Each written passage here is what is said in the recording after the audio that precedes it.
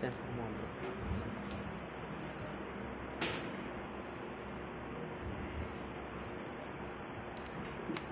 muli sa inyo mga kapatid sa pangalan ng ating Panginoon, sa inyo na tinawag at minamahal ng Diyos at iniingatan ni Kristo Jesus. Sa araw nito ay muli po natin ipagpapatuloy ang ating pag-aaral sa Book of Jude, kung saan ito po yung ating umpisaan tumigil because of some matters na ginawa po natin na hindi natin po ipagpatuloy. But yung huli po natin is, I think, in verse 4, doon po tayo natigil about the creeping na kung saan ay maraming mga Kristiyano sa loob ng simbahan kung saan sila po ay dahan-dahan na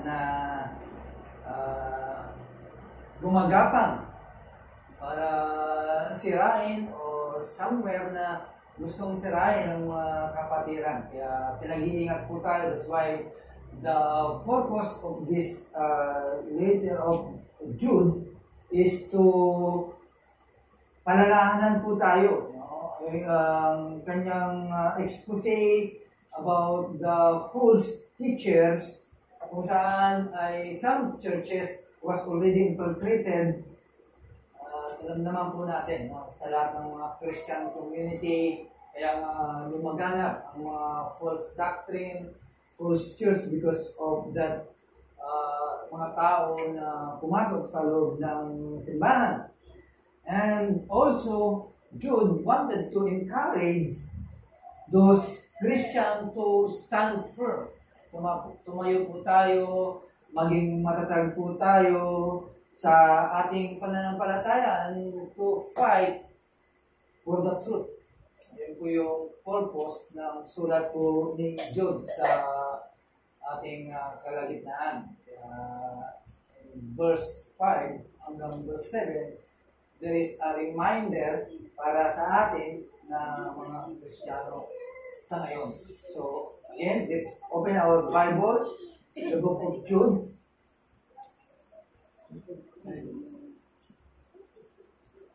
Verse 5 hanggang verse 7.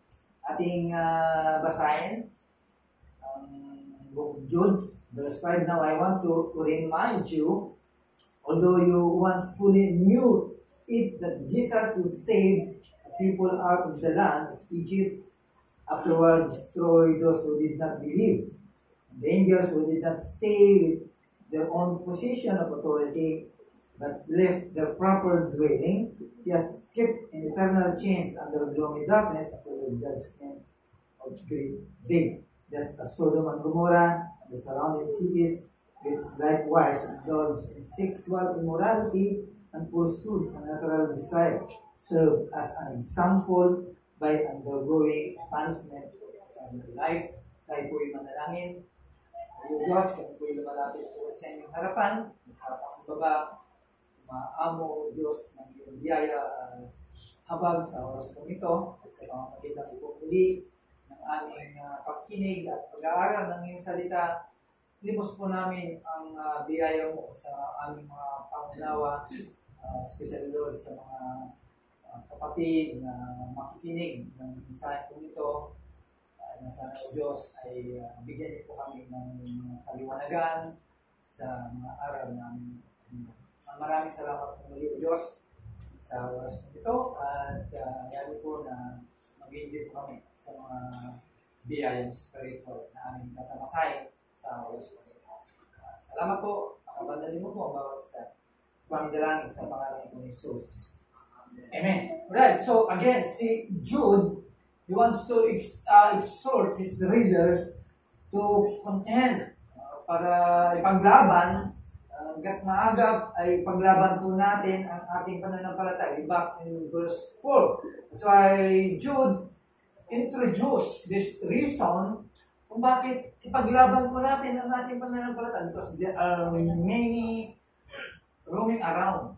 parang mga leon din po ito na gustong manila. No? Kaya kapag ikaw ay mahina at di ka grounded sa mga katotohanan, sa mga doktrina ng Biblia, ay malamang madali po tayong masila ng mga leon po ito. Kaya marami. No? Akala nila yung kanilang napapakinggan, that's the truth para sa kanila. So, the moment na iyan ay niyakap nila, of course, kasama kanila because those people, they are kung saan ay sila yung unti-unting pumapasok sa daan ng kapamakan. Kaya maraming mga Kristiyano napapasama tuloy because of that. Kaya pinag-iingat po tayo. Why? Because there are certain men have crept and noticed there are many ungodly men guilty. Bagaman nandiyan sa loob. Pero pida po tayo because iba ang kanilang intention. Why? Because these men did turn the grace of God into lewdness. Talagang pinagpalit po nila sa mga armadin. Biyaya na ng Diyos. Dapat mong maranasan. Pero binaliwala nila, pinagpalit nila sa mga bagay na hindi kaaya-aya. That's why, hindi naman po yun. There are also men denying the Lord God and the Lord Jesus Christ. Kaya sinulatan ni Jude patungkol sa mga taong po ito that they were long ago ay namarkahan na sila. Maging mga markado na po ito, but they are roaming around inside, outside the church para lang manila. I don't know kung ano yung purpose nila. Maaring, of course, siguro by force of Satan, gagamitin po ang mga taong ito. Right? Kaya sila po ay talagang they are marked for their condemnation. Okay? Kumbaga sa they are preserved. Kung kayo kanina sa ating pagbati, you are preserved for eternal matter. But to those people, they are also preserved for judgment. So there's preservation. No? May mga preservation para sa mga tunay na Kristiyano. So there is also preservation to those people kung saan talagang they are condemned. Kaya totoo po yun. Yung iba, ayaw nilang paniwalaan po yun. Kaya alam naman po natin that these people, talagang hindi po sila titigil. Kaya encouragement sa atin from Jude. Kaya siya ay talagang nagsumikap na tayo po ay palalahanan. Again, yung kanyang introduction na talagang tayo po ay upon the mercy and peace and love of God is multiplying in our life, but then again, meron talaga din kaaway. Talagang kinokontra yung mga bagay na yun para sa mga anak ng Diyos. Diba? Something na talagang pinipilit agawin ng kaaway. Maybe yung kaligtasan mo, hindi na pwedeng agawin ni Satanas, hindi na pwedeng mawawala po yan. Pero yung usefulness mo ay pwede niyang tanggalin. Diba? Pwede niyang alisin po yun para mag-stagnant ka, hindi ka magamit. Yun na lang siguro ang magagawa ni Satanas para sa mga Kristiyano. Okay? Dito ay sa paalala ni Jude para sa atin, total ay tayo naman ay predestined sa mga pangako para sa atin. Sila naman, they are predestined to what going to them. Ano man ang mangyayari po sa kanila. Again, sa kanyang komentary ni Warren Wiersbe, sabi niya regarding kay Jude, Jude did not write that these men were ordained to become apostate. Ito yung komentary niya. Sabihin, itong mga taong to talaga namang hindi sila apostate, kundi sila po ay naging apostate because they willfully turn away from truth. Okay? Umalis po sila sa katotohanan. Okay? Inayawan nila ang mga katotohanan. Kaya ganun po ang nangyayari para sa kanila. So, with that, they are responsible for their sin. Okay?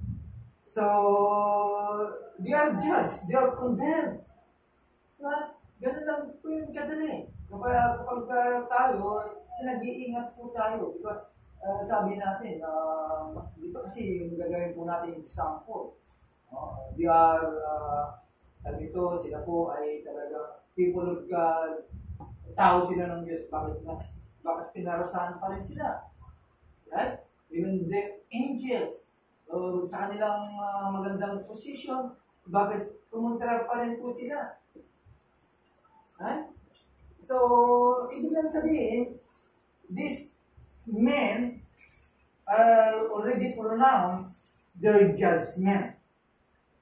Ibig lang sabihin, yung kanilang punishment was already ordained to those who turn from God will not escape His righteous condemnation. Yung topic natin is about the righteous condemnation of God. Tama lang na talagang i-condemn na po sila. That's why, para lang ma-reinforce yung point ni Jude, again, he reminds us, those readers, mayroong tatlong example na kanyang binanggit. Right? Saan ang mga taong to ay we cannot escape the righteous judgment or condemnation of God. Yun sa ating verse na binasa. Una, yung katatayuan po ng Israel in the wilderness. Pangalawa, the angels who sin. And pangatlo, the cities of Sodom and Gomorrah. Ito yung example na kung saan ay tumawag ng pansin sa mga Kristiyano. Ito yung binanggit. Ito yung sinabi po ni Jude as a reminder para sa atin bilang mga Kristiyano. Kaya ito, history case po ito. Kaya totoo po ito. Kaya hindi natin pwedeng pagsawalang bahala po ito. That there is a divine judgment for this. Kaya sino man na mga Kristiyano na nafe-feel po niya bilang deja vu. Deja vu yung gustong umalis, gustong kumontra. Right? Gustong kumontra kasi babanggitin din po dito those Christian who are not want to obey those people kung saan inilagay ng Diyos sa harap ng pulpit, sa mga leader na inilagay ng Diyos, tapos pupuntrahin, mag-ingat po tayo dyan. No? Dahil dyan po ay inilagay po ng Diyos. Right? Pinag-iingat po tayo po dyan. So, ating tignan kung ano po ang mga paalala po ito. Una, in verse 5, those Israel in the wilderness. Okay? So, bumanggit ng mga particular example si Jude. Alam naman po natin, this is a well-known event in Israel's history that God, this nation, saved. Di ba? Ang Israel po ito, magmula sa Egypt, ay nilabas ng Diyos sa mga tao po ito. Dahil maaaring nakita ng Diyos ang kanilang paghihirap, or maybe some people of God calling the help of God. Bagamat kanyang bayan po ito, so narinig niya ang tubo, ang kahilingan ng mga taong ito. So makikita po natin na kapag dumudulog ang tao ng Diyos, andun ang kanyang pagtulong, andun ang kanyang pagdinig sa mga bagay na dinadaling po natin. Ito po ang nangyari sa bansang ito, bansang Israel. Kaya madaling salita, na hamon po sila sa kahirapan. Inalis po sila sa kanilang kinalalagyan. So, it means, ganun din po tayo. People, kung wala pa kay Kristo at kayo ay nahihirapan na, God will answer to you. Gusto ko na Lord maligtas. Sino ba ang kaligtasan ko? Di ba ang malaman kung sino aking tagapagligtas? God will answer you. At dadalhin ka sa paanan ni Kristo. Di ba? At yan po ang nangyari po sa atin. Bagamat may mga ginamit ng Diyos para malaman mo ang kaligtasan, but ganun pa rin ang Panginoon. Hindi nalakas sa taong ito na siyang magiging tagagabay mo at magsabi sa iyo kung sino si Kristo. Ano nangyari po sa atin? Okay? So, yung panawagan ay sinagot ng Diyos para pakawalan ang mga taong to. But despite for the recipient, for the wonderful grace of God, again, God destroyed those people kung saan ay hindi naniwala. So, maliwanag na merong parusahan sa mga tao na hindi naniniwala. Those who did not believe. Hindi naman po yun eh. Hindi, those people also, okay, yung pagkakataon po yun, imagine, gano'n lang kalapit lang yung pupuntahan nila, pero umikot sila in around 40 years because of their lack of faith. Wala silang tiwala sa Diyos na naglabas sa kanila. Imagine, nilabas ka na nga, yun yung pinaka-problema. Pero after that, they are roaming around, umabot sila ng 40 years dahil sila po ay kulang pa rin sa pananampalataya at hindi pa rin. Okay? Hindi sila makaalis po doon. Imagine, dalawa na lang na nakapasok sa dami ng mga lumabas. Sino yung dalawa pong yun? Okay? After they are wandering 40 years in the wilderness, kaya ang natira yung nag-iedad ng 20 years. Sino ba yun? Si Caleb saka si Joshua. Sila yung nakapasok sa promised land. Ito yung Kristiyano o tao ng Diyos na talagang makikita mo ang kanilang pananampalataya. They wholly believe God. From that moment na sila ay pinakawalang po doon hanggang sa hindi nila alam kung anong aharapin nila, but still they are believe God na patuloy na gagawa ko siya. That's why the scripture promised to us, the one who begins, yung nagkumpisa na sayo ng kabutihan, ng kaligtasan, tatapusin niya ang ating kaligtasan. Talagang totoo tayong mananampalataya. Of course, pagkaalam po natin po yun, talagang magpapatuloy po tayo. Kaya nga lang, meron po tayong responsibilidad. Right? Meron tayong responsibilidad bilang mga Kristiyano. That's why God provided many graces para tayo magpatuloy. Ngayon, pag hindi natin gagamitin, paikot-ikot lamang po tayo. Okay? Paikot-ikot ka na lang. Kasi ang tunay na Kristiyano, talagang i-utilize the means of graces na binigay ng Diyos. Hindi niya pababayaan yun kasi yun ang bibigay ng lakas at buhay mo. Para magpatuloy ng pababayaan mo, katulad ka na rin ng mga tao ng Israel na paikot-ikot na lang. Naabot na lang ng kamatayan. Okay?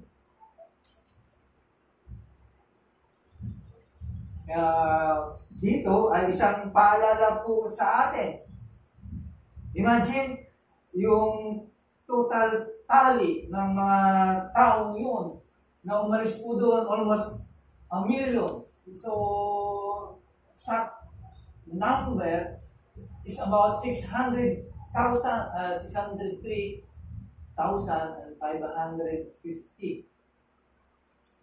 Siguro, nakalkulate na rin. Maaaring pinilan po nila po yun. Okay? Pero, Ang na-destroyed, nasira is 603,548. Dalawa lang yun. Natira. Okay? Imagine that. No? Kaya, hindi po pwede. No? Kung ikaw ay mananampalataya, yung totohanan mo bilang mananampalataya. Hindi po pwede yung, hindi na, saan lang ako magtutong mananampalataya. Hindi po gano'n. Okay? Kaya hindi mga nakapasok po ito because they are not dito. Kahit sabihin mo lang dito ka, sa loob ng simbahan, hindi kasiguruhan. O kahit sabihin mo hawak-hawak mo yung Bible mo, o yung hymnal mo, kumakanta ka dito. O hindi po yun ang kasiguruhan. Na ikaw ay isang mananampalataya. Sabi ko, ang Diyos talagang nag-iwan sa mga taong mananampalataya to use those means at those yung mga bagay na yun. Kaya kung hindi mo ginagamit, how come?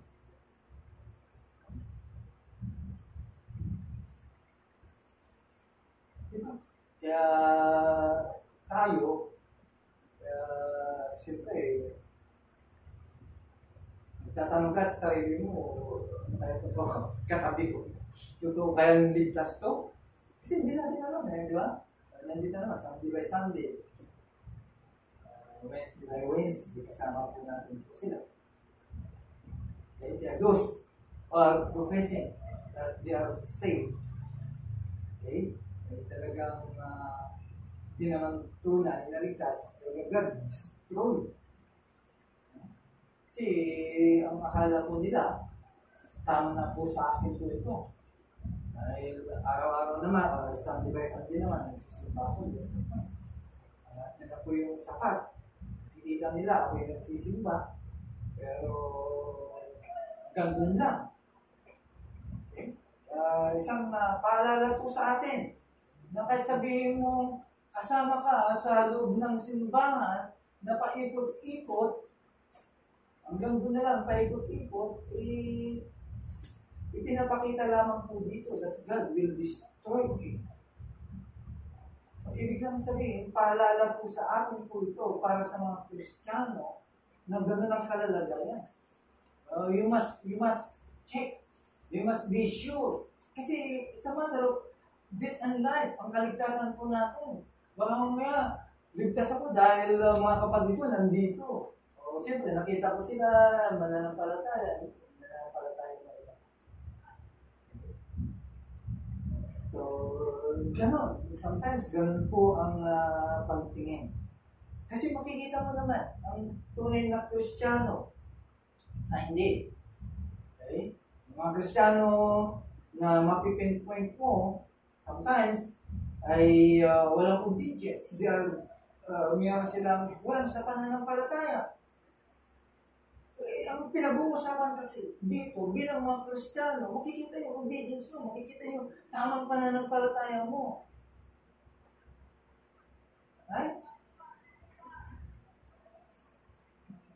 Sa tagal ng pagiging Kristiyano, ay ganun pa rin. Ito nga, dinestroy to those who do not believe. So, ganun, talagang mangyayari.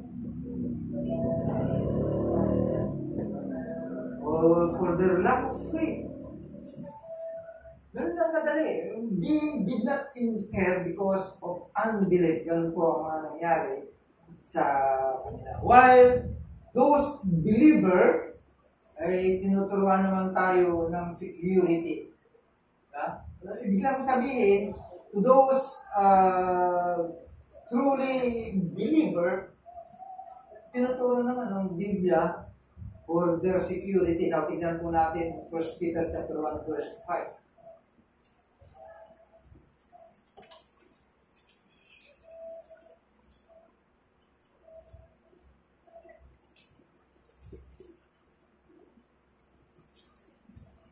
Okay. Anong sabi po dito?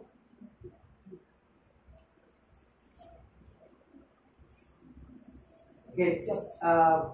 1 Peter chapter 1, verse 5, who by God's power are being guarded through faith for a salvation ready to be revealed in the last time. Okay? Biglang sabihin, ang tunay na mananampalataya, there is security. You are being guarded. Right? We are being guarded. At hintayin na lang natin yung tamang panahon to reveal. Kaya as we go on, kaya nga sabi again, God provided for a means para tayo magpatuloy. Ngayon, kung babawasan mo yan, aalisin mo yan. Okay? Yun na nga lang ang natin, ang pag-consider ng Diyos para tayo magpatuloy, magamit, mag-utilize yung mga means of graces. Okay? That's why it's a warning against the believer. Okay? Those developing a heart of unbelief. At pinakita naman about the insecurity of the unbeliever. Parehas lang. Kung ang believer may security, meron ding insecurity ang unbeliever. Ibig lang sabihin, wala sa kanya ang seguridad. Kaya dapat, ang Kristiyano, lagi niyang tignan. Kanyang talagang mananampalataya ako at ganito. Talaga bang totoo na si Kristo ang aking tagapagligtas? Bakit ganito?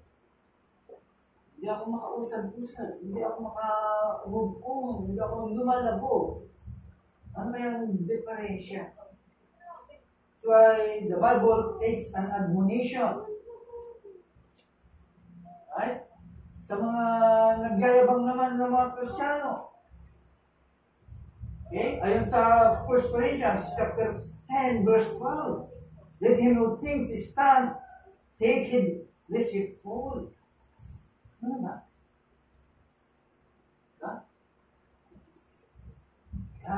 Ibig lang sabihin, tignan po natin what happened to Israel. That's why Jude wants us to remember what happened to Israel. Okay?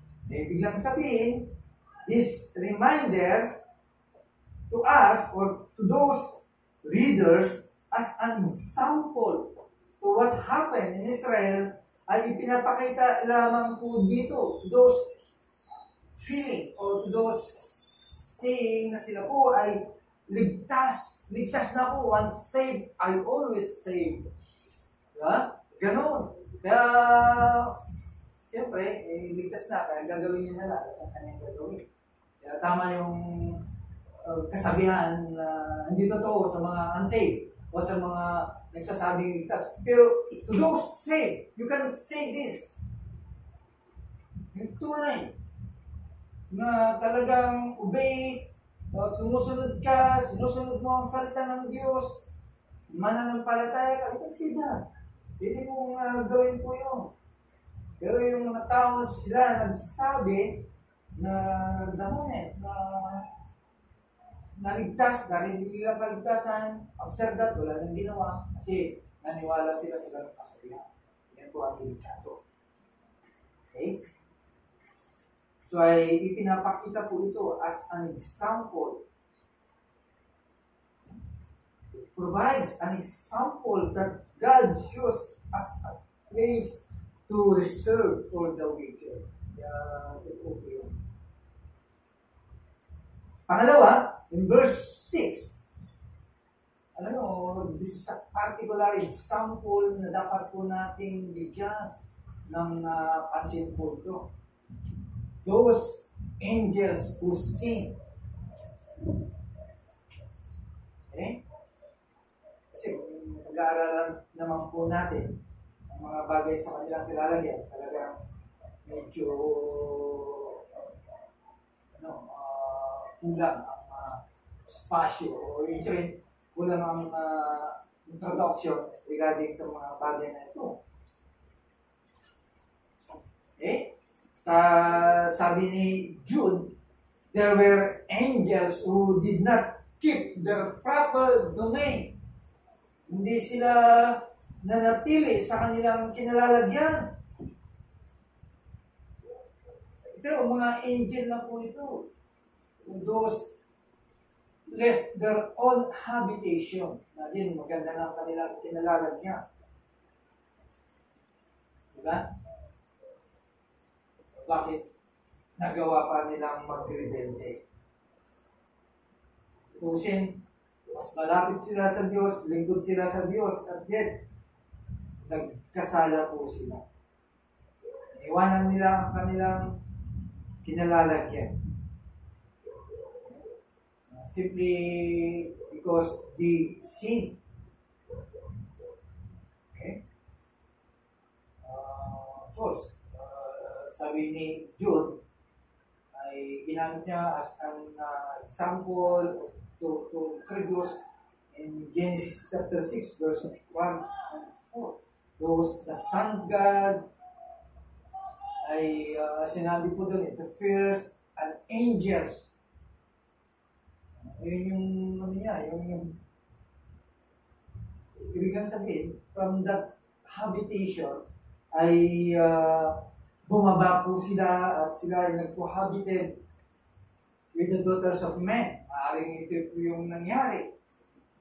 Kasi hindi naman natin alam kung saan napunta ang mga ito. So, ibig sabihin, kapag sinabing umalis sila sa kanilang kinalalagyan, somewhere na meron silang pinuntahan. Maybe it's one.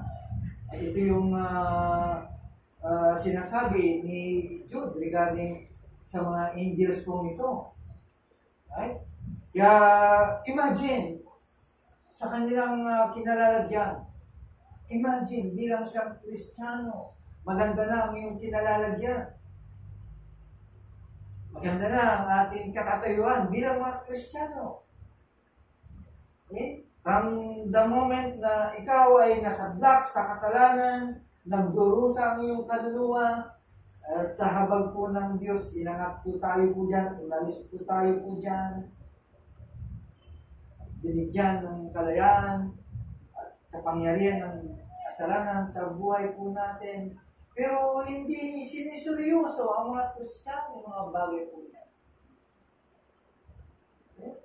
Gusto nilang umalis sa kanilang kinalalagyan. Gusto pa rin nilang, okay lang sana kung babalik. Hindi, kundi mas mahigit pa. Diba?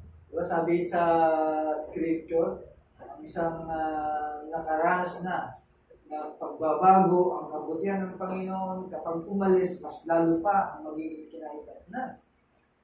Right? So, ganoon. Right? Bakit nangyayari iyon? Sa mga Kristiyano, mga ganun bagay, na kung saan ay maganda na, kinalalagyan ng kanyang kaluluwa. Pero, umalis pa rin po yun. At again, maliwanag na itong mga anghel na ito, of course, they will receive their judgment, their condemnation. Kaya sila po ay nakapreserve. Okay? Maaaring itong mga anghel na to, they are in chain, no? Nakakadina. Hindi natin alam kung saan mga ito. Pero alam natin, they are under the darkness of judgment, waiting for the great day of judgment. Diba? So, pinapaalala lamang po ito sa atin bilang mga Kristiyano na bagaman maganda na ang buhay mong Kristiyano, nasa simbahan ka ng tama, right? Pumunta ka pa sa mas malala pa. Dapat umangat na lang sana. Umangat na lang sana ang ating pagkakilala o mag-advance ang ating knowledge regarding Christ, regarding God, hindi nabaliwala pa. Okay? So, with that, ibig lang sabihin, those are reserved for judgment. So Jude put it as a great day of judgment. biglang sabihin, naghihintay na lang sila sa kanilang judgment. While sa atin, mga tunay na Kristiyano, we are preserved and waiting also for the glorification. Yun po yung nakalaan din po sa atin. Sana, magpatuloy po tayo, hindi lamang po bilang membro ng simbahan, kundi saan man tayo mapadpad, ugutin man tayo ng Diyos po dito sa ating kinalalagyan. Right? Still, ay nananatili po tayo, firm pa rin po tayo sa ating pananampalataya. So, with this example na binanggit po ni Jude, God is prepared to render everlasting punishment to the wicked. Those angel in darkness, to those people kung saan ay kasama during the time sa panahon ng Israel. To those teachers, false teachers. Kasi yun nga, talagang di mo na mababago mga yun. Okay? Also waiting for the prepared judgment. Okay? Ibig sabihin, may nakalaan talagang parusa sa lahat ng mga merong kasalanan. Those wicked and unbelievers. That's why God demonstrated, nakita, and is going for a preparation to punish the wicked. This example na ating nakita. Ang pangatlo in verse 7 about the cities of Sodom and Gomorrah. Okay? Alam po natin na ang kanilang judgment ay makikita po natin sa Genesis chapter 19 verse 24-28. Alam po natin kung ano nangyari. Why this terrible judgment came upon them. Bakit? Because of their grievous sin. Nakita po natin kung gaano kalala ang kasalanan na meron sila. Kasalanan kung saan bibihira ang makakaligtas. Sabi ng mga ibang pastor, ano yun? They have become tawag po doon, naging lesbianism ang lugar po ito. Right? Naging they are against the nature. Ito yung mga tao kung saan, sabi ng iba, ay bibihira lang daw ang naligtas to. Hindi, totoo po yun because tinupok lahat eh. Di ba? Walang naligtas. Wala po tayong record na nakita na nakatakas ang mga taga-Sodom and Gomorrah. Walang binanggit ang Biblia na kahit isa. Ang binanggit lang doon, si Job sa kanyang dalawang si Lot, sorry. Si Lot. Ligtas na sana yung kanyang asawa, inabot ng dilema. So, pwedeng tama rin for their interpretation.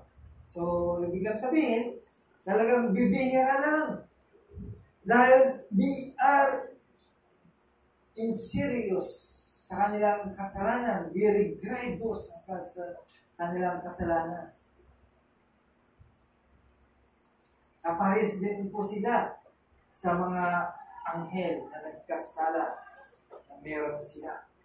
Imagine, they give themselves over to sexual immorality, gone after strange flesh. Diba? Kaya dito sa example na ating natunghayan, both Peter and Jude, binanggit ko ito, yung dalawa, make the point that Sodom and Gomorrah are an example. Example po ni Peter to those afterward who would live ungodly. Right? Kristiyano, pero living an ungodly. They are professing as a Christian. But again, namumuhay pa rin nang wala sa Diyos. So I Jude, an example to those. Sabihin, matatanggap po nila yung vengeance, yung ganti, eternal punishment.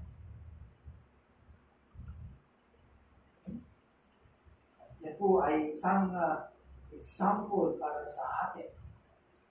Kasi bagamat tayo po ay tagapagmana, no? Sinabi po sa ating introduction, we are full. Pero bakit tayo pinalalahanan ni Jude regarding this? Bakit pinalalahanan po ng kanyang mga readers regarding this? So, yung sabihin is to become serious in our faith, to be stand firm. Magiging matatag po tayo. Magiging matatag po tayo sa ating pananampalataya to fight for the truth. Ito yung sinyales, ito yung sign ng tunay na Kristiyano. Nagkikipaglaban siya ng siklimahan sa katotohanan. Diba? Pinaglalaban po natin ang ating pananampalataya. Sabi ni Jude, earnestly contend with faith. Pinagkatiwala po sa ating kulto ang pananampalataya. Ito sa inyo ng mga tinawag, sa inyo ng mga nagpusul, sa inyo na minamahal ng Diyos. Ay paglaban po natin ang ating pananampalataya. Okay? So, Jude, as an example, no? So, mga event kung ito, that's why Jude wanted to remind us. Right? Hindi lamang po yun. Pagkatapos ng reminding, wala na. It is a reminder of them as well. Okay? A reminder po sa atin po ito to make it serious as a Christian.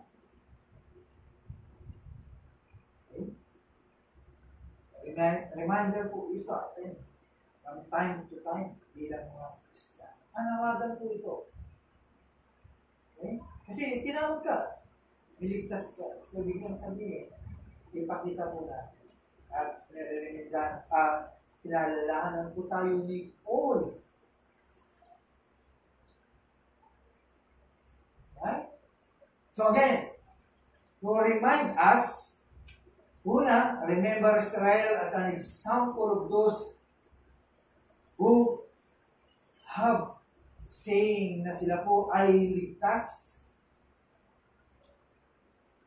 Okay? Na sila po ay tinatawag na ligtas, but they are destroyed because of lack of faith, because of unbelief. Again, pangalawa, remember the angels who sin as an example of those whose incarceration tells us God as a place prepared for the wicked. Pinapaalala po sa atin na talagang meron kaparusahan sa lahat ng mga kisama, sa lahat ng mga masasama. And the last one, remember Sodom and Gomorrah as an example that God will not withhold the vengeance of eternal fire when the time is come. So, ibig sabihin, pinapalala po tayo na meron talagang darating na kaparusahan. Okay? So, anong magagawa po natin sa mga events po nito na dapat po natin sa isip? Because this is a serious warning. Okay? Para sa mga who wants to lead us astray. Maraming gustong mauna. May talagang mga false teacher, talagang masigasig silang gumawa. Okay? Bakit maraming false teacher? Kasi maraming naniniwala. Eh kung parang naniniwala, wala nang false teacher. So again, mga kapatid, take serious the admonition. Dinesign po nito. Bakit? Just to keep us as a preserved in Jesus Christ. Para tayo po ay ma-preserve. Para tayo po ay maingat. Admonition po ito, dinesign po ito. Para tayo po ay ma-preserve sa pangalan po ng ating Panginoon.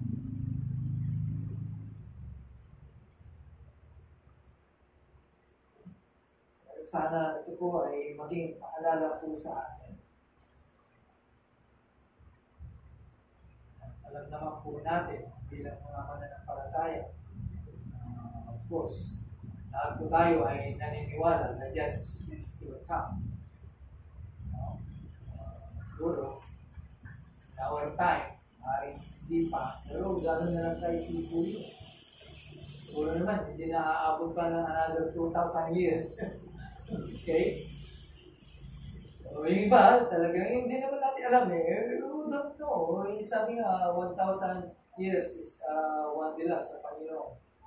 So, ganun kalapit, pinapakita lang sila kalapit. Okay, so mga kapatid, this is a reminder and truth. Okay?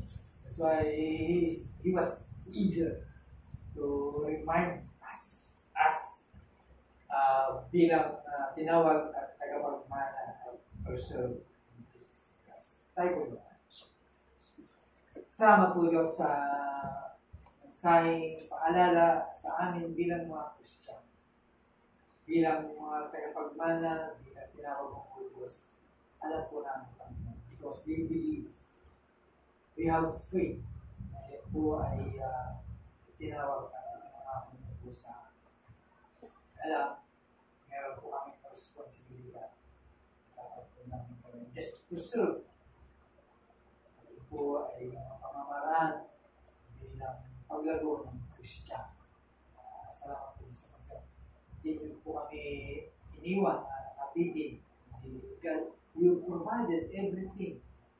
Kaya lang, dahil maaaring lack of faith, lack of belief, ay hindi po namin nagagawa po ito. Maaaring mga iba ay hindi nila nagagawa po ito because hindi po nila siniseryoso ang kanilang pagiging Kristiyano.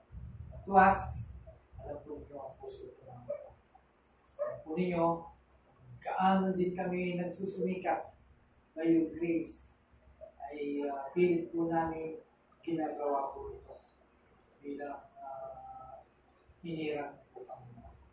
Salamat po sa provision mo, Diyos, means of graces, na kung saan ito ang iyong binigay mo po sa amin para mapanatili po namin, Diyos, ang aming mga kinalalagyan bilang mga Kristiyan. Without this, mga bagay po nito, hindi kami lalago, hindi kami titibay bilang mga Kristiyan. Maaaring kasama din po kami na minsan ay pwede rin madaya o pwedeng lupunin sasabi na sila ang mga Kristiyan.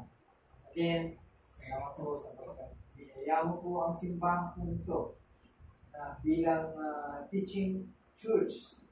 At salamat po sapagkat hindi maubusan ng kaalaman ng mga bagay na dapat matutunan po ng bawat isang pusa. Kaya pinagpala po ninyo ang simbang. Kailangan po namin, sana din ay magamit din po kami para sa mga kapwada din po namin mga Kristiyano. Kasal din saan ay nag-aanap din po Diyos ng mga kasituan siyang papatibay po sa amin. Hindi naman po yung mga Kristiyano, kundi maging tagapag-akay din po kami ng mga kaluluwa na nahihirapan, kakaroon ng kahirapan ng kanilang mga kaluluwa. Naghahanap ng pag-asa, naghahanap ng paghango sa kanilang mahirap na kinalalagyan dahil sa kasalanan. Sana kami mga nagtamasa, kami mga tinawag mo, kami mga tinamahal mo at pinusod mo po Diyos, ay maggamit po kami para rin sa kanila. po Diyos. It's a reminder again para sa amin na magiging seryoso po ang bilang ng Diyos. Dapat po, pagkakalala sa pangalan ng Jesus.